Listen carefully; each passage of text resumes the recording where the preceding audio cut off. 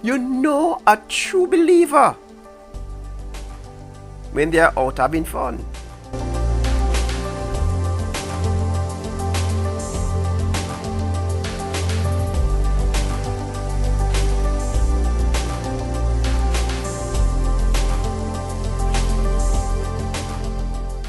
We are king's kid. We are royal priest. We are engrafted into the olive branch of the Lord. If you want to see the power of God in your life, live truth. Live the word. Don't compromise your faith for nothing. When everyone else is doing what the world is doing, you don't go down that road. You might feel lonely. You might be the odd one. You may be laughed at. But that's a part of the faith. We do things different. We think different. We walk different and talk different. When anyone see you out there, they can know that you're a Christian. You're not an ordinary person. Because you are not like other people. And we cannot be into the mix of the usual. So we must pray, and our prayer must be effective. We must open our mouth and declare Jesus Christ, and it is also effective. Because we are not allowing our life to be entangled into the web of false doctrines and false belief. And we are not going to walk by fear, but walk by faith. Because the just shall live by faith.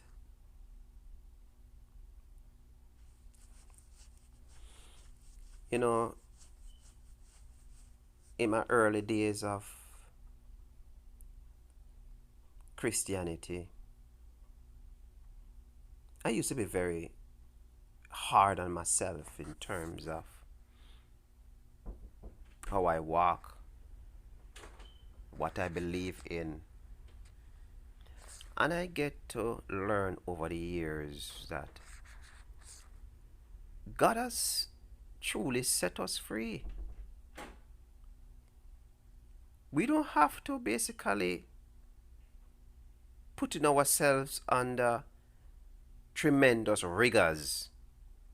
Don't do this and don't do that. We don't need to do that. We are free. When Jesus Christ said, who the Son set free is free indeed, he really means it. We are free. We are free to have fun. We are free to live our life and be happy about our life. We are not supposed to believe believe that, you know, we just can't have fun. We are supposed to be able to have fun. But our fun must be clean and be right and be truthful. You see? You know a true believer when they are out having fun. When they are at that barbecue and at that party.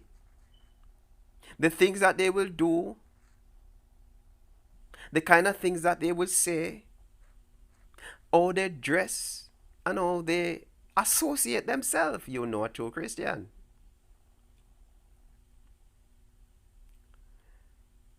And believe me, the world will know if you're a true Christian. Because some of the things that they will say in front of you and you tolerate it.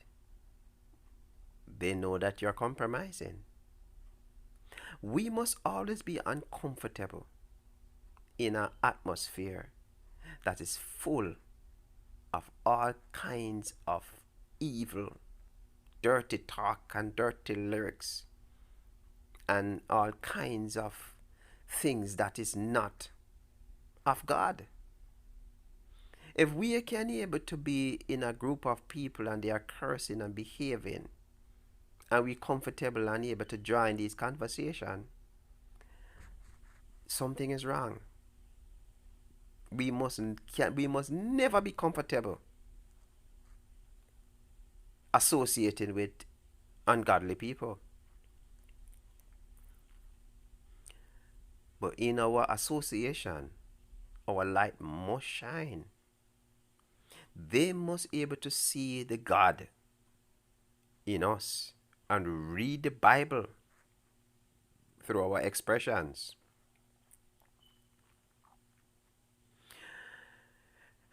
Because we are supposed to live the Word of God, that other people able to read the Word of God through our life. Because the day of visitation is going to come their way. And they must use you as a testimony and say, my brother, my sister, they live their life. And I can able to vouch that they live a good life and a clean life. It is true. The rocks will cry out against you. Everything that around us have life in it. The plants, just like how my wife was talking about last night. Nature, the beauty of nature, God created all. And it has life in it. And it's going to cry out against you in the last day. And be a witness against the things that we say and the things that we do. So when we think that no one is seeing and paying attention, the walls are listening, the birds are hearing, the plants are absorbing. If you notice a house that people lives in, the house take on the life of the person. If the person is a right and a good person, the trees look good. The house appearance look good. But if the people living in the house are wretched and bitter and evil, it takes on the life of the person. If a house is being locked up and no one lives there,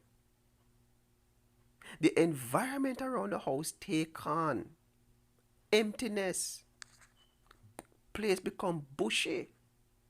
The wall start having webs, and you know when no life is in something, because it take on no life or it takes on life. So our environment copies or it lives the life of the person. If you look closely on some of the pets that some people have, the dogs look just like the owner. Because people tend to draw close to something that they feel have something to do with them. A man and his wife, they start to have a resemblance, just like their children. The things that people choose and have a love for, it have this kind of feel for the person. So there's life in everything that we associate with. There's life in it. So we must always remember, live the truth. Live the truth and enjoy life.